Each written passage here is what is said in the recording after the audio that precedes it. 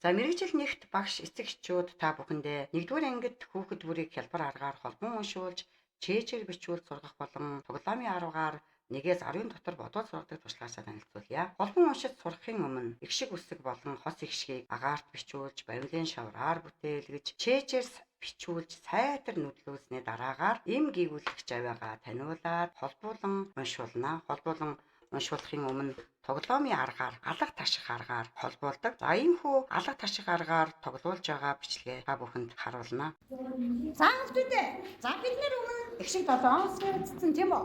За бас юм үсгээ үзсэн байгаа. За бүгдээр их шиг 7 үсэг буюу А, Э, И, О, Ө дээрээ юм үсгээ хэрхэн холбохыг үзье.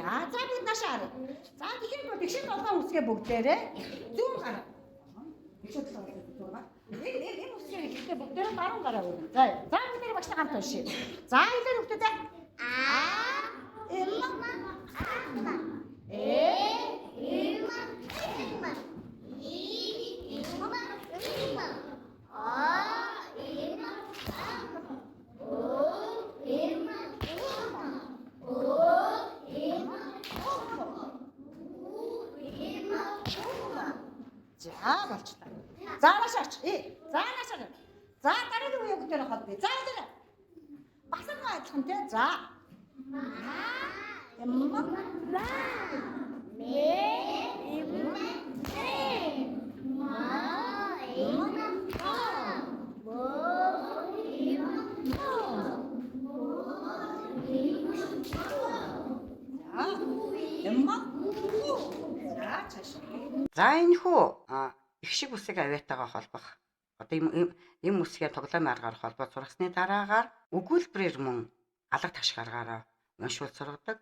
Өгүүлбэрээр алга таших аргаараа уншиж сургасныхаа дараагаар эдгээр өгүүлбэрээ үеэр хэлж мөн хүүхэд болгоныгоо үзэж болгоноо чэйжвч сургадаг байгаа. За мөн энэхүү эм үсгээр гүйгүүлэгч авиаг холбоод сургасан аргаараа эс, эр, хэ гэх мэт бусад гүйгүүлэгч авиатай холбон уншуулахад мөн алга таших аргаараас холбоон уншуулахад хялбар болсон байна. За одоо бүгдээрээ өнөөдрийн хичээлээр өмнөх эм үсэг авиаг их шиг үсгээ эм үсэг авиатайгаа холбосон аргаараа ямар авиаг холбосноо?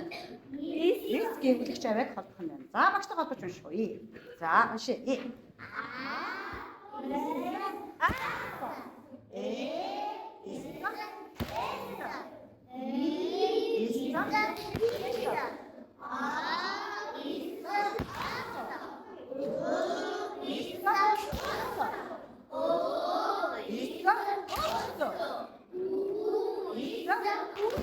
За дараагийнх нь уншиж билнэ. За уншия. За хэлээрэй.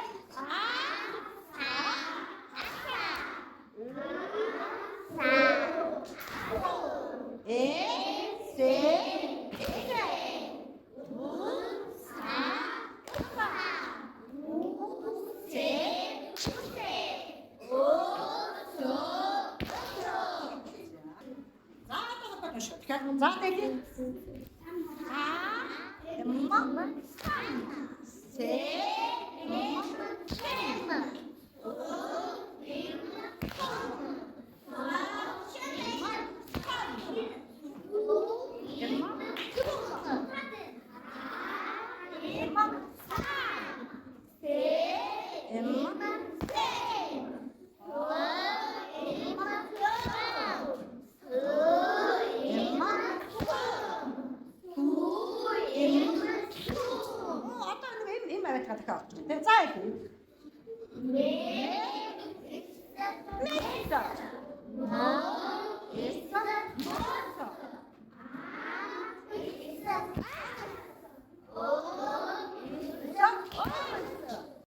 Сая холбоод уншсан тийм үү? Холбоод уншсан. Одоо миний хүүхдүүд чэйжээр бичээ. За багшаа тэгээ сайн чагнаарай. За багш нь нэг үсэг хэлээл хүүхд болгоно үзнэ. За бичээ миний хүүхдүүд.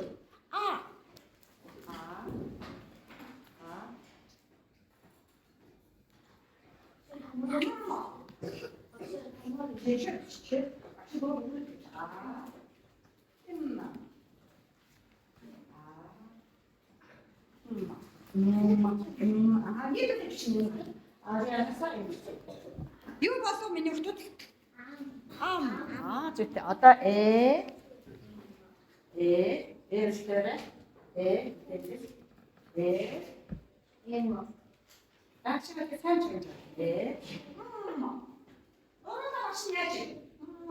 Гэвч яаж. Ороо яасан. Яаж. Чимээч. Ааха. Ихсэг үсгээлээ урлаа яадаг бахна уу? Энэ чимээдэг бахна. Тийм ээ. Тэгээд бүгд араас нь чимээсэг үсгэж. Тийм ээ. Бүгд юм үсгэж. Аа. И.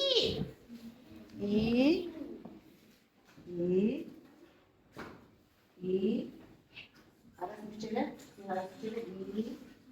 Амма.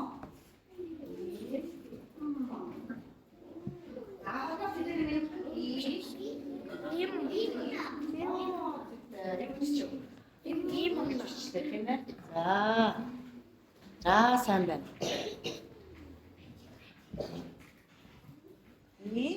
Имма. Имма юу яа? Амма. Имма. Амма. Имма юу яа? Имма. Зүгтээ. Имма. Имма. Умма. Заачилээ. Им бичсэн бол одоо им. Умма. Умма.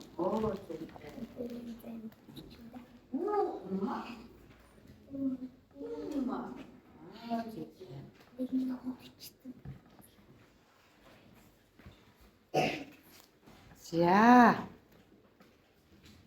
За мөн 1-р ангид 10-ын дотор тоглоомын аргаар бодвол сурах аргаа танилцуулъя. За тоглоомын аргаар бодвол сурахын тулд эхлээд 1-2-ын тооны бүтцээ танилцсан байна. Тэгээд 1-2-ын дотор бодволохдоо өгүүлэлттэй болгоор маш хөгжилтөөр бодволдог.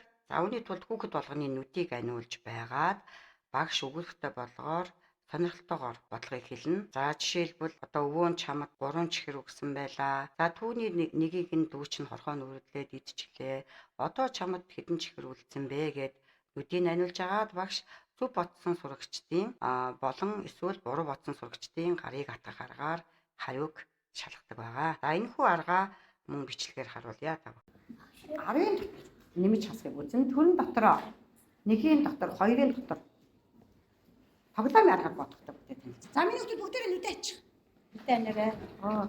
Нүдэ анцсан байж гараа. Нүдэ анаад бүр даашаа хараад ингээ зөвхөн хуруугаа гаргацсан байж гараа. За юу. За ингээ хуруугаа гаргаад за татцсан. За одоо та нар багшийнхаа хэлсэн хариуг хуруугаар харуулна шүү. За юу. Багш нь буруу утсан үгтийн хурууг л утгах. Атган за юу. За одоо хэлээ. За. Аав нь чамд нэг алим ачиж. Нэг алим ачирсан байсан чинь дүү надад гоё алимаас өгчөөч гэхэн чи дүүдээ өгчөчээ. Одоо чи хэдэн алим таасан бол хуруугаараа зүйлээрээ нэг алим байсан тэрийг чи авцсан. Нэг алим байсан авцсан шүү миний өгдөлээ. Чам ганц алим байсан. Би шаа. За хэдэн алим байсан бол за тэгвэл ингэж харуулна миний өгдөлээ. 0. За 0 гэдэг ингэж харуулна. За одоо дахиад багш нь бодлого бодлоо. Чамд ээж нь 2 чихэр өгчээ. Тэгсэн чинь 2 чихэртэй байж исэн чинь дүүн надад 2 чихрийнхаа нэгийг өгчөөч гэж хүсээ зэлгээд ийж. Тэгэхээр чи дүүтэй яатсан бах уу нөгөө 2 чихрийнхаа нэгийг яатсан бах уу? Тэгвэл чи дүүтэй 2 чихрийнхаа нэгийг өгсөн бол одоо чи эдэн чихтэй болсон бол миний өгдөг хуруугаар үзүүлээрэй. Амаараа ястаа тоглохгүй шүү. Зөвхөн гараараа шүү. За юу. Зарим би ингээд хүүхдэд явах батгаар.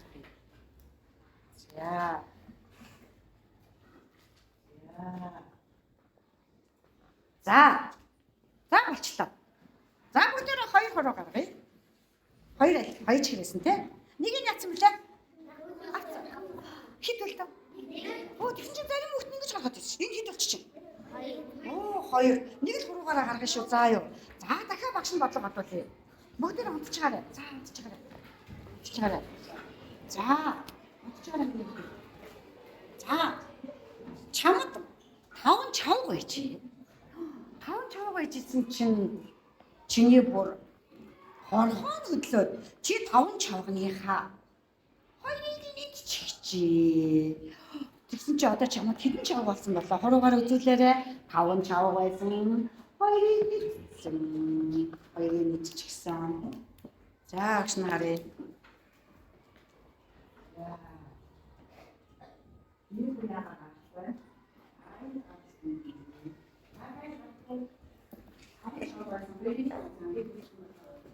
За, заавалчна миний өгдөө. Оо, чамд энэ ч байгасан бэлээ. Анх хэдэлээ? Таваар гаргачих. За. Тав байсан чинь миний хөө чиний бүр хорхон хөдлөөд гой чавгны өндөр аваад болохгүй болох нь хэдийн нийтчлээ? Хоёрын дараа. Тааш чи. Хэд үлдчихэ? Уран чавга байсан биз дээ, тийм ээ. За, дахиад багш нь бодлого бодлоо унтж байгаарай. За, унтж байгаарай. За. Чамд нэг улаан машин байжээ. Тэгсэн чинь улаан машинтай байжсэн чинь чамд дахиад уран цэнгэр машин өгчжээ. Чамд нэг улаан машин байсан тийм үү? Тэрэндээ чинь дахиад уран улаан машин өгч. Цэнгэр машин байсан. Чамд нэг цэнгэр машин байсан тийм. Тэрэндээ чинь 3 улаан машин нэмээд өгсөн. Одоо чи хэдэн айлантай болсон бол юу хэдэн машинтай болсон юм бэ? За. Гараа. Нэг улаан машин, цэнгэр машин байсан. Өндөр чинь 3 улаан машин нэмээд. Одоо чи хэдэн машинтай очивоо нэг.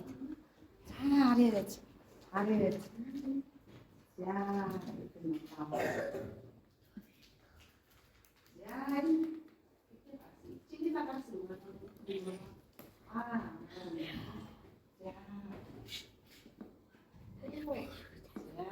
Нэг гаргацсан уу? Дээш нь гаргана тий хуруугаар. Чи гаргасан уу? Нэг гаргасан. Чи гаргасан.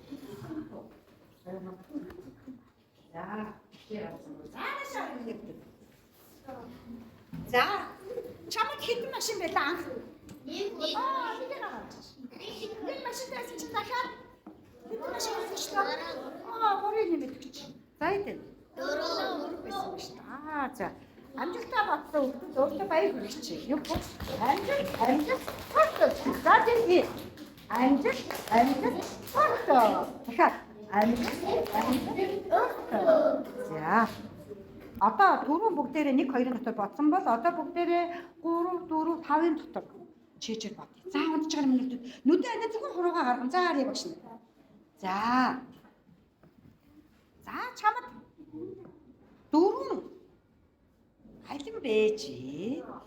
4 алин бэжсэн чинь 3-ыг нь агаад надаа өгчөөч гэж гуугаад. Чи хаад яасан бол? За тэгвэл 4 алимаа чинь 3-ыг өгчөө чамд хэд үлдэх вэ? За хуруугаар гарган зөвхөн. За гаргаараа миний өгтөө. 4 алин байсан. Нэг юу вэ? 4 алимаас хэд өгчлөө? Одоо хэд үлдсэн болоо? 4 алимаас 3-ыг нь өгчихсэн. Зүйтэй. Хэд үлдсэн болоо?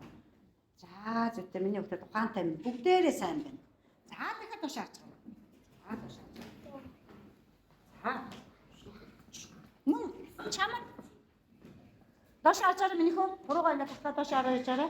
За мөн чамд 5 машин байжээ.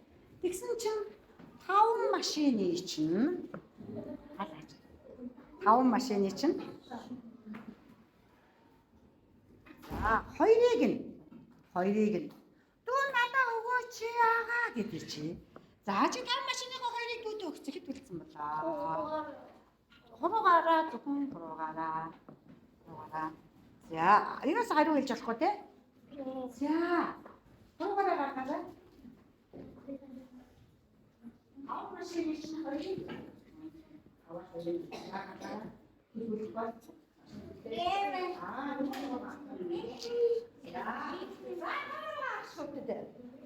За хэдийн авч билээ?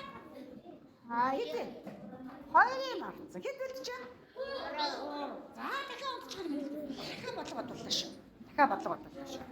За унтчих юм миний хөлтөд. За чамд өвөө нэг чихэр өгчээ.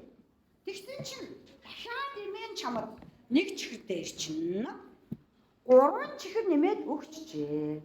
Одоо чи хэдэн чихтэй болсон бай? 3-аар гараар 1 чихэр байсан. Эмээ гэсэн чинь дахиад 3 чихэр өгчжээ.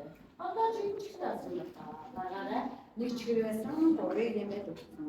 Дараа нь дараа 1 чихэр байсан, 3-ыг нэмээд өгсөн. Одоо юу болсон бэ та? 1 чихэр байсан, 3-ыг нэмээд өгсөн. За, тэр хоёрыг наа.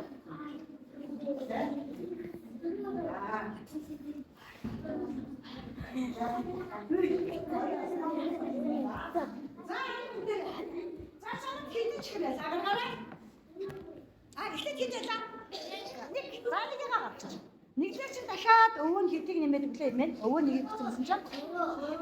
Гурван нэмээ гараа хэд болчихно? За маш мундаг байлаа. За ингээд 1 2-ын дотор тооны бүтц дотор бодож сурсан дараагаар 3 4 5 тооны бүтцээ заагаад 3 4 5-ийнхаа дотор мөн яг саяныхаа тоглоомын аргаар хүүхэд бүрийг хизээ бодож суртал нь үдийг найруулж байгаа дахин өөртөө бодлогоор хөгжилтэй бодуулдаг байгаа. За нэмэх болон хасах арга дотор бодуулна.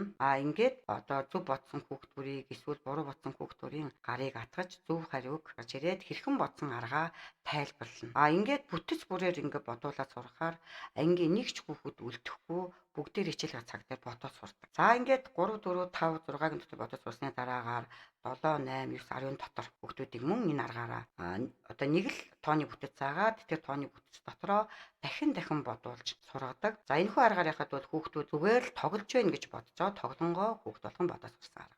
Бодож сурдаг арга байгаа. За одоо 1-р ангийн сүүл буюу 2-р анги гэхээр бол зөв бичгийн дүрмтэй өгүүлбэрүүд нэлээд орж ирнэ. Тэгээд зөв бичгийн дүрмтэй үгийг цээжээр зөв бичвэл сургахын тулд төрөлцсөн төвөр өгүүлбэрийг бол бүрдүүлсэн байгаа нэг чухал байдаг.